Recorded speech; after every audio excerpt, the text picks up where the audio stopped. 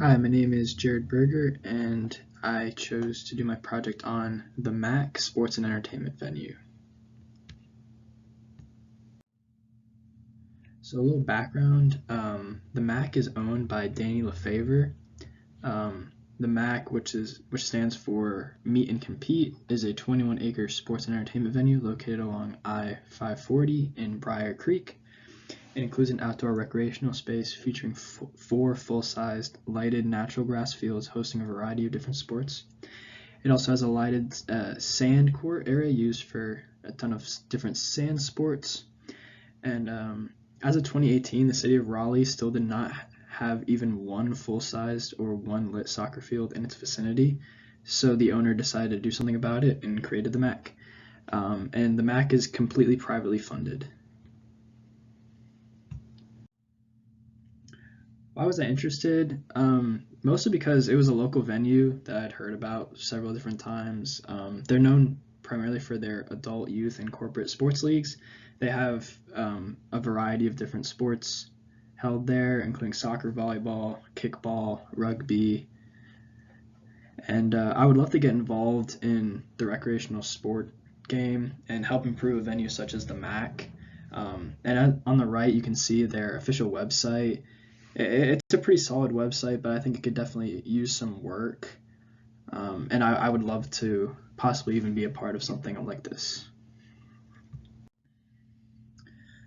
So about the interviewee, I interviewed Tracy Taylor, whose unofficial title she mentioned was the Director of Operations and Maintenance at the MAC.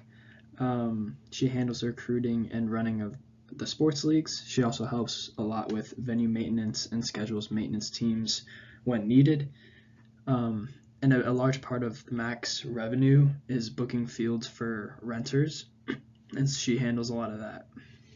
She also does a lot of customer service, and she claimed that she was Danny Lefevre's right-hand woman. So the organizational structure. So Dan Lefevre, the owner, is up top, and again Tracy Taylor is just right beneath him.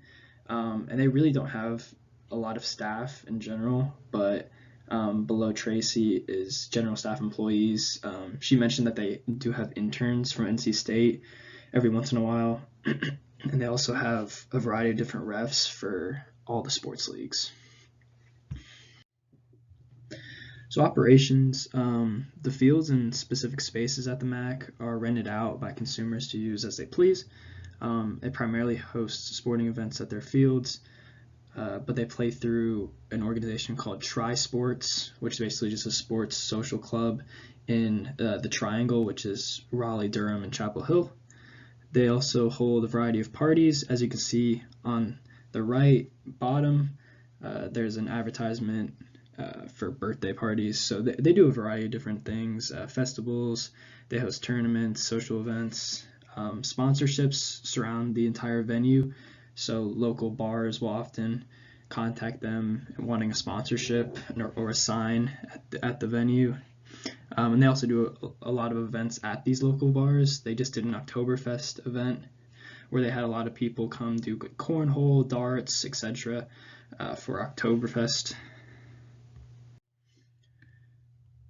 So the maintenance program, when I was talking to her, she essentially said that the maintenance program is basically non-existent. She said that I was looking at the maintenance program, as in she does most of the maintenance herself, but she did mention that she does hire teams that handle problems that Tracy and the owner cannot fix. A lot of this includes lighting difficulties. As shown on the right, they're pretty tall. You kind of need a professional to go in and handle that. They also hire a maintenance team for construction. They mentioned they wanted to create an indoor facility which could hold a lot of different events, so they would probably hire a team to do that. And a lot of the architectural issues that they may have, they also hire a team. But for the most part, Tracy said she does a good portion of the sodding. She paints the fields. She replaces and fixes the sand and the volleyball courts, replaces any nets that may have tears in them, and she handles a lot of the equipment, which they have in a storage shed. How's this venue sustainable? Sustainability, it didn't seem like it was a huge part of their operation, just because it's privately funded, it's relatively low budget, but they do have instances here and there. So they did have a recycling and trash system, as shown in the picture. They do have bins at the stadium. They also had a porta potty, so people could relieve themselves. They also had a good use of turf in the surrounding areas of the fields, not on the fields themselves. The fields themselves were natural grass, but for standing spaces and also a lot of the surrounding areas to host parties, it was turf, as seen on the right. There's a little bit of turf. The field lights, she also mentioned, were on a timer, so she'd turn them on, they'd heat up, and it would be timed, so whenever they close, they'd turn off. So I thought that was pretty good with sustainability.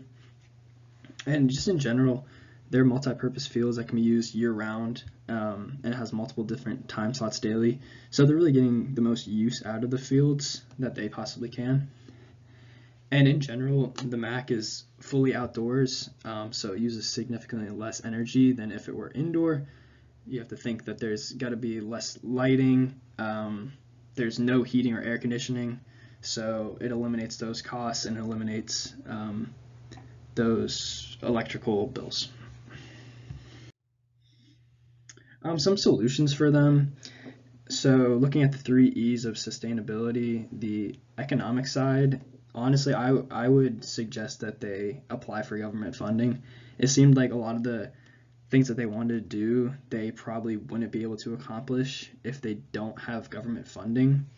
And something as recreational as that, I think, could apply and easily get some assistance from the government. And also, I think they need to look for more donors. They don't take any outside money from donors, and I think it would be smart, considering how many people are invested in the MAC and how many returning customers they have, to maybe accept some of this money so they can improve many aspects of the field and in the sustainability aspects. For the environment and ecology, I would convert fully to turf fields. It's just a lot better for the environment. You don't have to continuously sod them. Maintenance is less egregious. I think it's just better for the environment. You don't have to use chemicals, and in general, she mentioned that they're starting to use LED, but they need to fully convert themselves to LED for the lighting. And I think the timing system they have with the lighting isn't bad, but I think operating it through a key card so that they can ensure that they're not wasting any time with the lights on. Like, if they're not there, the lights shouldn't be on. So I think manually doing it would be the best way to ensure the least amount of electricity is wasted. Although there was a recycling system, I think they need to add more recycling bins throughout the venue. There are really only one near the entrance and exit. There wasn't really a lot scattered throughout the fields, especially if someone's eating on the field. They would have to travel a bit to get to it. I noticed a lot of bottles were scattered throughout the fields, so obviously there's a lot of littering going on. I think just a better recycling system would help them a lot. I think they also need to add a compost station.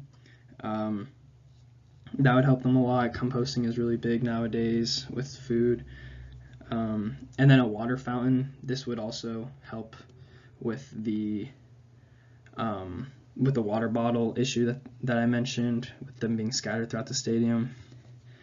And in general, I think they should go digital with advertising. It seems like they have a lot of paper ads, posters, but everything's digital nowadays. She said they don't really have a huge social media presence, so I think doing that would be environmentally friendly. And for the equity, I think offering public transportation options to the MAC would help reduce carbon footprint. There's no direct access to it. It's difficult to get there, but I think they could make a deal work with some of the local public transportation agencies and help improve that area.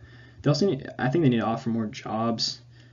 They really only have a very small staff, and it requires Tracy to do a lot of work, and I think offering it to the public would make it a lot better. And I'd also say be more open to public suggestions. She says that she gets tons of emails from the public asking, oh, can you guys do lacrosse tournaments? Oh, can you guys do cornhole tournaments? And she often has to turn them down due to lack of funding, or just lack of space, lack of time, lack of marketing. So I think they need to definitely consider more public suggestions.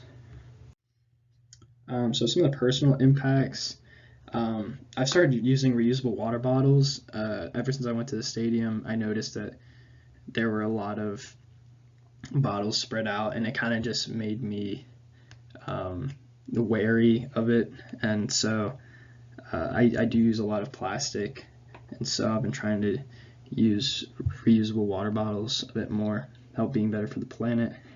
I've also started using more public transportation to get to my classes. There's a shuttle that goes from my apartment that I've started using, and it just helps reduce carbon footprint. And although there is no recycling in my apartment, I strive to find an area and go the extra mile to ensure I am being green in this area. And then I actually check to make sure all of our light bulbs are LED. So some of the overall impressions, I think the MAC is a successful venue that has much to be proud of. Sustainability could improve, but again, they struggle to afford many improvements being privately funded. Tracy is a driven and motivated individual who does so much for the operation and functionality of the MAC. And I truly believe that the MAC will only grow from here and has so much potential to impact even more of the community than it already does. And here are my sources. Thank you.